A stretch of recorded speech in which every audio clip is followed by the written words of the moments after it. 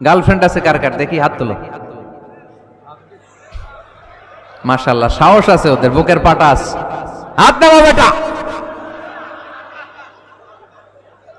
এই গার্লফ্রেন্ড বয়ফ্রেন্ডের সাথে আমাদের কোনো সম্পর্ক, আমরা বিয়ে করব। কি করব?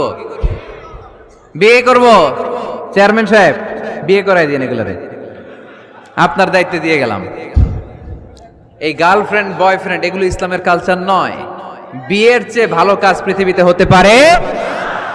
বিয়ে করতে গেলেই বাপে বলে আগে নিজের পায়ে দাঁড়া। তো এতদিন ও কার পায়ে দাঁড়াইছে? ছেলে মেয়েদেরকে সাহস দেন, ছেলেও পড়বে।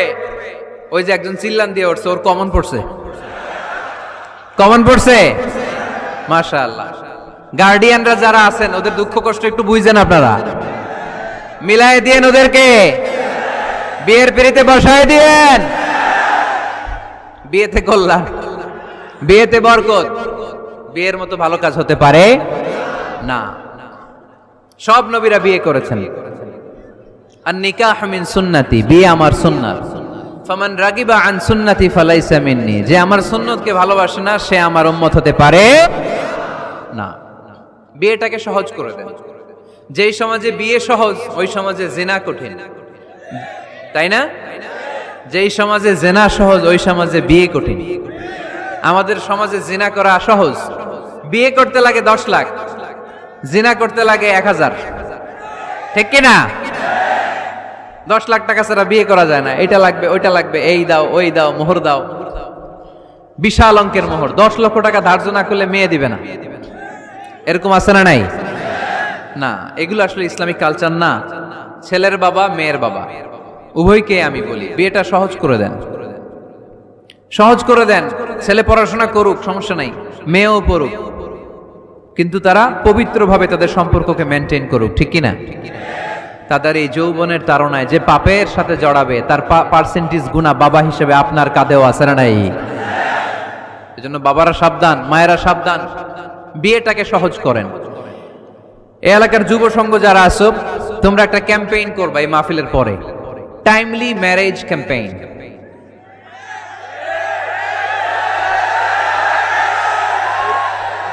Timely marriage campaign. সময় মতো বিয়ে দিতে হবে, দেরি করা যাবে। বাপ মা বুঝে না, একজনকে হুজুর আব্বাই বুঝে না। গার্ডিয়ান যারা আছেন একটু সদয় হন। ওরা যে পাপের সাথে, পাপের রাস্তা যে ওরা চিনে যাচ্ছে, পাপের পথে যে জড়িয়ে যাচ্ছে, আল্লাহর সুপ্রিম কোর্টের কাঠগড়ায় আসামি করে আল্লাহ সেদিন আপনারে দাঁড় করাবে। আল্লাযীনা হুম লিফুরুজিহিম হাফিজুন, দে গার্ড देयर প্রাইভেটস। মুকদ্দামাতুল হারামে হারাম। এট এ গ্ল্যান্স একটা নারীর দিকে চোখ পড়ে যাওয়া এটা হারাম না, কিন্তু এই চোখ পড়ার কারণে এটা জেনার দিকে নিয়ে যাবে, এজন্য এটাকেও হারাম করেছে কে? মুকদ্দামাতুল হারামে হারাম। এই নজরটা বড় খারাপ। আর নাযার সাহামুন মাসমুমুন মিন সিহামি ইবলিস। এই নজর হচ্ছে শয়তানের বিষ মাখানো তীরের মধ্যে থেকে একটা ভয়ঙ্কর তীর। এই তীর দিয়ে শয়তান যুবক আর যুবতীদেরকে কাবু করে ফেলে। আমরা শয়তানের হাতে ধরা দিতে চাই না, আমরা বিয়ের মতো পবিত্র বন্ধনে আবদ্ধ হতে চাই। ঠিক কি না?